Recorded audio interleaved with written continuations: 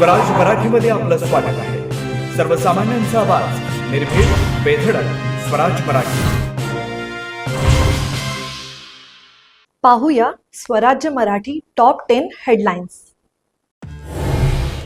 महेंद्र दळवी यांच्यानंतर शेकापच्या भरत गोगावलेंवर cash bomb. शेकापच्या Chitralekha पाटलांकडून भरत गोगावलेंचा नोटांच्या बंडलासोबतचा video समोर, तर चित्रलेखा पाटलांचे सगळे आरोप भरत गोगावलेंनी फेटाळले। आमदार महेंद्र दळवी, अंबादास दानवे यांच्या विरोधात अब्रू नुकसानीचा दावा दाखल करणार। दाखवलेल्या व्हिडिओच्या 8 दिवसात पुरावे देण्यासाठी नोटीस, मॉर्फ केलेले व्हिडिओ दाखवल्याचा दळवींचा दावा। बिबट्याची वेशभूषा करून आमदार शरद सोनवणे विधान भवन परिसरात बिबट्याच्या प्रश्नांवर लक्ष देण्याच्या मागणीसाठी केलं अभिनव आंदोलन। रेस्क्यू सेंटर उभारण्याची मागणी। राज्य निवडणूक आयोगाच्या निर्णयामुळे निवडणुकीबाबत संभ्रम। निवडणूक आयुक्तांना पदावरून हटवा, काँग्रेस आमदार नाना पटोले यांची मागणी।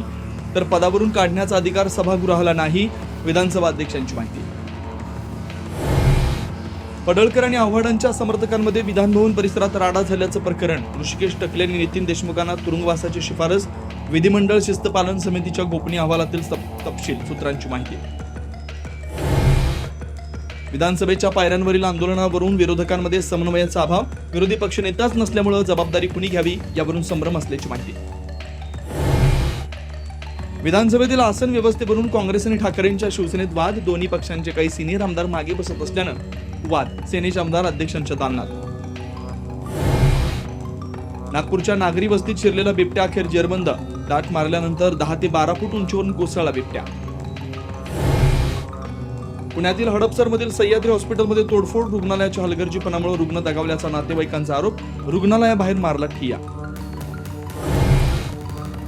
सरकारच्या योजनांमुळे एसटी महामंडळ अनेक वर्षापासून तोट्यात। परिवहन मंत्री प्रताप सरनाईक यांचं विधान परिषदेत माहिती।